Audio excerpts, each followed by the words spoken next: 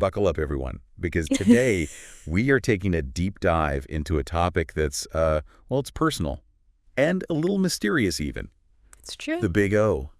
Yeah. The female orgasm. It's going there. We are going there. And, we're going to use this fascinating material from Texto Colado to, really get into it. Really break it down. Yeah, because, a lot of people think they know about it. Right. But there's so much more to it.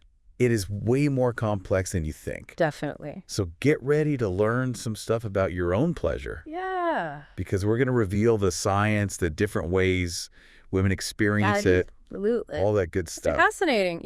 Yeah. Even the same woman can have different kinds of orgasms. Really? Yeah. So it's like this whole spectrum of experiences. Okay, an orgasm spectrum. Exactly. So there's no one right way. Got it. Each woman is unique. Right. And her orgasms are unique too. Okay, so that makes sense. And then there's the clitoris, which I'm sure we've all heard of. Oh, yeah, tons of nerve endings, right? Exactly. It's super sensitive, but it's not just a button you push. Mm-hmm. It's like a whole world of sensation to explore. Oh, I like that. And the source material actually talks about other areas too. Oh, really? Not just the clitoris. Like what else? Like the vagina, Oh. the G-spot. What is that? Well, I've always heard it's like this myth. Yeah, it's not like a button you can just press, you know? Right.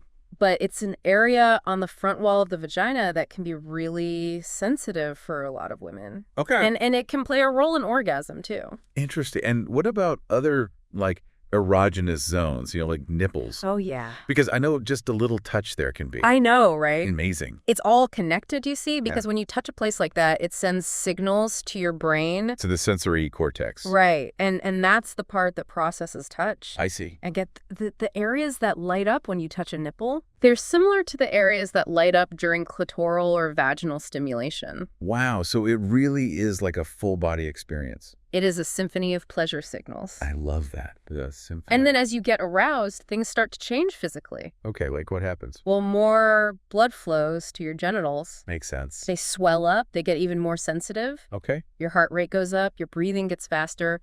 You might even blush. Wow. And then the contractions. Oh, yeah, the grand finale. But, we were talking about how orgasms can be different. The contractions can be different, too. How so? Some women feel them really strongly, like a rhythm. Okay. And others, it's more like a wave.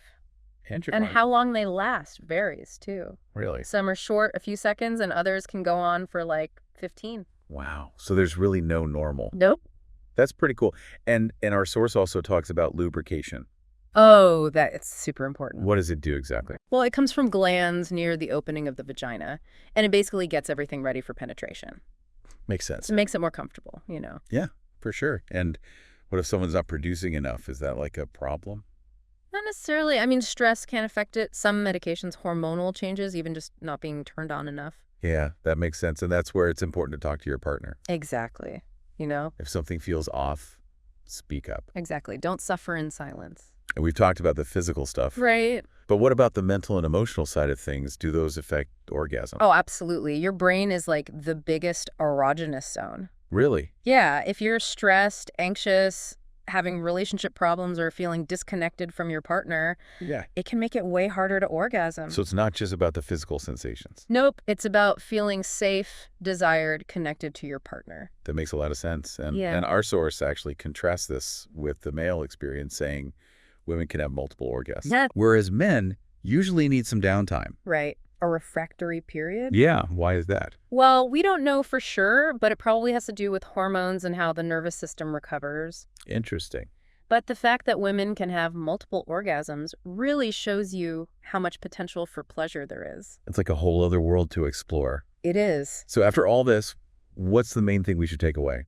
Well, I think the biggest takeaway is that there's no one right way to experience pleasure. I like that. Every woman's different, and understanding that is really empowering. Totally agree. Exploring your body, talking to your partner, celebrating what makes you unique. Yeah. That's the key to a happy sex life. It really is. Your body is capable of so much pleasure.